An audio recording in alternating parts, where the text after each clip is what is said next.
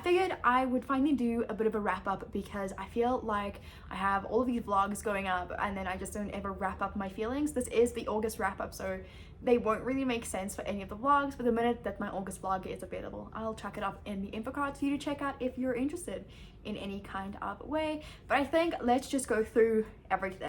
In terms of stats, I have read 17 books this month, which I've been having a really fantastic reading year. This isn't the norm for me usually, but I do tend to read about 10 books plus in a month just because I have a lot of time to read and not enough time at the same time. I also listen to quite a few audiobooks because I have the opportunity to do so with work. So that is also one of the reasons why the number is high, because I've listened to quite a few audiobooks this month and it allows me to get through quite a few things. Every weekend I do try to read 24 hours, not as in one go and constantly do an all-nighter, but kind of as in from Friday to Sunday across the 3 days try and read 24 hours. I never accomplish that, but it is something to work towards and try and achieve for me. And the day that I do get to 24 hours, I think I'll just be so happy. But obviously life always happens and stuff like that. Without further ado, let's go ahead and jump into this month's wrap up. So the first book I read in August was one that I was really happy that I read. It is this book over here. I listened to the audiobook for Children of Fallen Gods and I absolutely love this book. This is one of those books that I feel like will be a fantastic addition to my shelves. It is a self-published fantasy book, but it is just such an incredible world. I would say that I don't recommend listening to the audiobook, even though I really loved it and I do think the narrators do such a fantastic job. I do think that the world is very complex and I do find that I am missing some things just in general of like the laws of the magic and stuff like that. But this book was phenomenal. It was told in 3 perspectives and different timelines, and it was just an overall amazing experience. I really do look forward to having these books on my shelves because the covers are phenomenal as well, and hopefully rereading them physically at some point in the upcoming months. The next book I read was The Book Eaters by Sunyi Dean. I've been seeing a lot of people getting ready to read this for the spooky season, and I do think this is a great spooky read. I gave this book 4 stars. I really enjoyed it, but I do feel like I want more. I think the best person to articulate the way I felt was BooksandLala. I'll have her video linked down below where she read this, but essentially I think that the scope of the world is so large and the length of the book doesn't allow the author to really communicate what is happening, because even though it is set in our present day, in our current world and all that jazz, there's so many intricate systems in our main character society that it feels like it's a completely different world. And I do wish that it was a longer book because I think it would have made for a much more impactful storyline. It does have some body horror in it, and the premise of this is that we follow characters who are book eaters. So instead of eating food for nourishment, they eat books to nourish themselves, and with eating books they acquire the knowledge of the book or the story or whatever the case in, except her son, our main character's son, is not like other book eaters and he unfortunately craves flesh, the mind. He is a mind eater, and with that comes a lot of repercussions and stuff like that, and it's just a really great read, but I feel like it would have done so much more for me if it was longer. I then listened to Twisted Love by Anna Huang. Obviously this is very, very popular now with the entire Twisted series, and I hate to say that I didn't really love this that much. I feel like there was too much going on. I felt like it needed a focus on one thing and then try to do that thing well, and instead what ended up happening is that we have all these like plot elements coming into play and there's just not enough focus on each of them to make them believable. I did enjoy the romance for what it was, which is a romance, and I think that I might enjoy the rest of the series, but I'm a little bit hesitant to pick it up just because, as I said, I didn't really love this one all too much.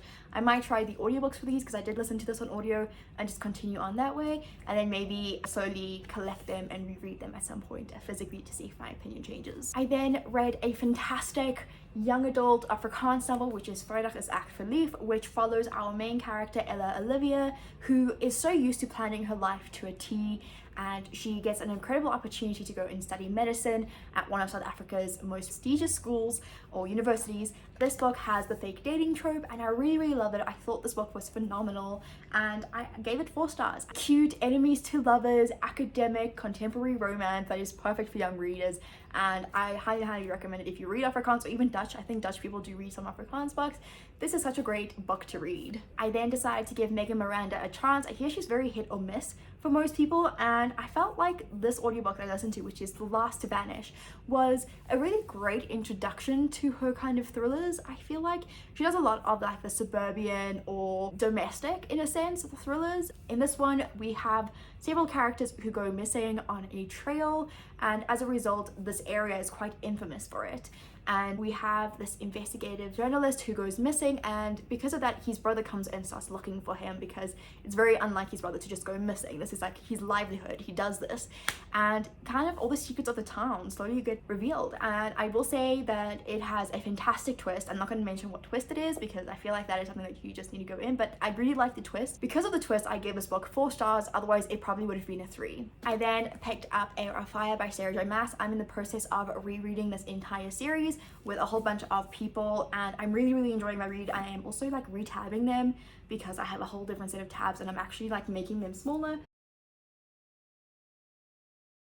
I really love this. Air of Fire for me is really where the plot gets going, where it gets good, and I don't know, this book just really tugs at my heartstrings. I really feel for Selena in this book, and I think that she's a fantastic narrator, not narrator, but a fantastic heroine, and I really look forward to reading more from her story and reading Queen of Shadows hopefully soon, because I do really enjoy these books. They're very easy to pick up and to read and just get invested in. I'm so invested in the story. I then read another Afrikaans book this month. This was for a blog tour that I was participating in. I'll have that linked down below if you're interested to see that review.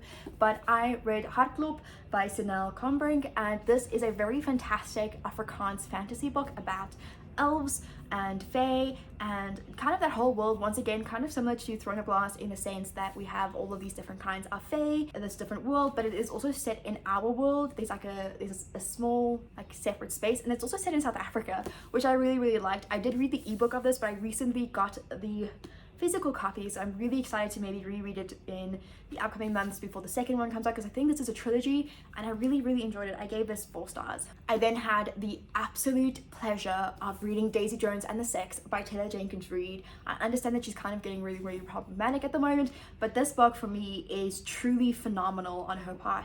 I felt so invested in these characters and in the story. I really like, for a book that is just told through interview excerpts, this book was just incredible. I highly recommend that if you ever read one Taylor Jenkins Reid book, that you read this one, because I just thought it was phenomenal. Obviously it is inspired by a real life band, but you don't feel like, you actually sit there thinking that Daisy Jones and the Six are a real band with real songs and they're real people, and you just kind of want to go and find out and listen to their music, because there is like lyrics at the back of the book for the album that they publish or release. And I'm really excited to reread this at a stage and just once again devour it, maybe listen to the audiobook, because apparently the audiobook is fully narrated, so that is one way to go about reading that. I then read a comic book which I absolutely hated. It is called Bastien Vives or Vives the Blouse, and this was just terribly sexist. That is literally my note in here, is that it was terribly sexist.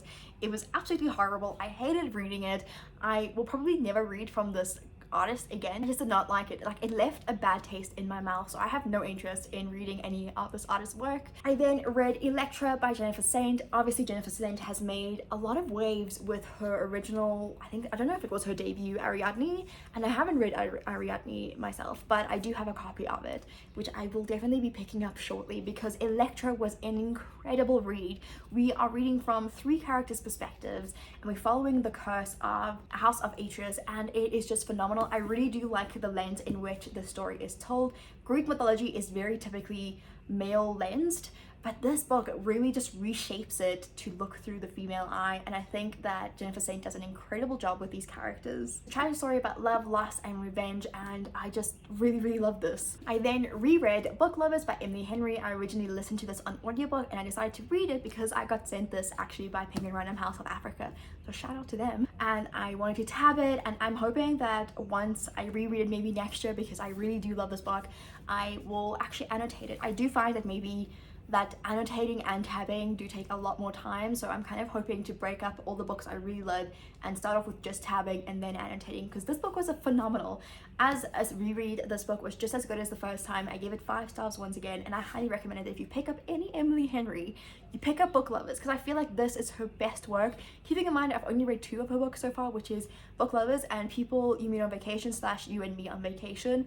And yeah, I just really love this one so much. I think it's phenomenal. And then we go from one phenomenal book to one not so phenomenal book, and that is The No-Show. I do realize now that perhaps I was missold on this book and I would be interested in giving this another chance. I thought this was a romance. It is not a romance. It does follow relationships with one guy and 3 women who he stands up on Valentine's Day, and that's kind of where our story starts, and we follow all 3 women in their perspectives as they kind of deal with this character but also their own lives, and it does have some serious topics. If you go in thinking it's a romance and you don't get that, it kind of is disappointing. I got quite far into it. I got about to page 216. I did give that content because that's pretty much almost near the end. I gave it 3 stars, but I did DNF it, so keep that in mind, that what I read is what I'm rating, and I would probably be interested in picking this up at a later date, but at this point I was just like, this is no romance, so that is why I DNF'd it and wasn't so keen on it. I then read Love on the Brain by Ali Hazelwood, and obviously this is the second book from the TikTok sensation, author of The Love Hypothesis, and this, I don't know,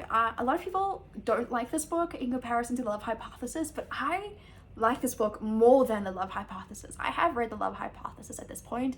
This is a bit of a spoiler for my September wrap-up, but I gave this book 4 stars. I thought it was very cute and fun and sciencey, and there's also a really good twist in here that you just don't see coming, and I'm really excited to hopefully get a finished copy because this is a proof copy that I have, and just to read it and enjoy it again because I really did like it. I love Levi. I think he's fantastic. He is swoon worthy. He is everything I want in a fictional character. This month looks like the month of rereads, I promise you, because I also reread Pieces of Her by Karen Slaughter. This is a phenomenal thriller. A lot of people don't like this book for some reason, but I thought it was fantastic. We get 2 storylines in this book that all meet up towards the end, and I just think it's fantastic. I have tried watching the series, but I think I watched it too soon after reading this book because there are some stark differences in my opinion. Some people might say that like they're not that stark. I think they're crazy stark because I really love this book. This is my first Karen Slaughter that I've ever read, and I thought it was a fantastic book. I gave it 5 stars, or no, I gave it 4 stars because I just really loved it. I love the whole thing. I love the whole shebang, and I really am excited to read the sequel, which is Girl from Garden, really soon. I then also reread Ignite Me by Tahira Mafi. I've already read the series and the first trilogy in this world, and now I've finished it again, and I really did enjoy this reread. Maybe not as much as I did the first time I read it about a year or 2 ago, but I did still enjoy it. I gave it 4 stars. This is a great 3rd book in the series, and it might not be as explosive as I remember, but it's still a very solid read, and I'm really excited to continue reading. I am a bit disappointed that I'm not feeling the same way about these books as a reread. A lot of them have lost 1 star, but overall they still pretty much 3-4 star reads, which is really great. And then I read another ebook which I ended up DNFing just because it wasn't for me, and that is The Blackened Yonder. I'll pop the cover over there for you. I don't know, the writing style and I just weren't best friends here, and I'm not going to struggle through a book that I just can't connect in the writing. I'm someone who is very visual when I read, so when I read I see what is happening like in front of me, if you know what I mean. I see the pictures play out, and for this I really struggled to see that,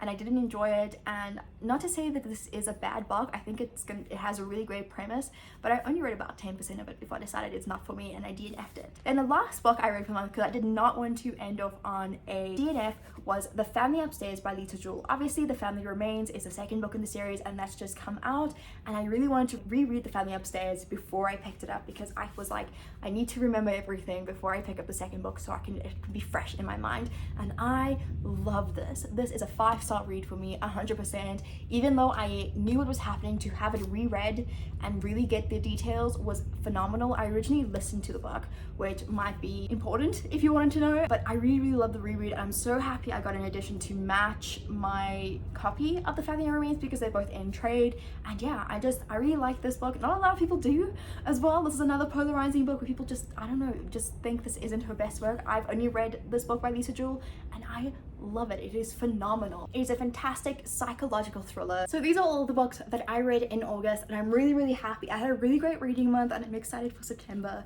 Please let me know down below what you read in August, and let's chat about it. If you read any of these books and you have some opinions that are different than mine, let's talk about it. And then yeah, thank you so much for watching, and I will see you in the next video.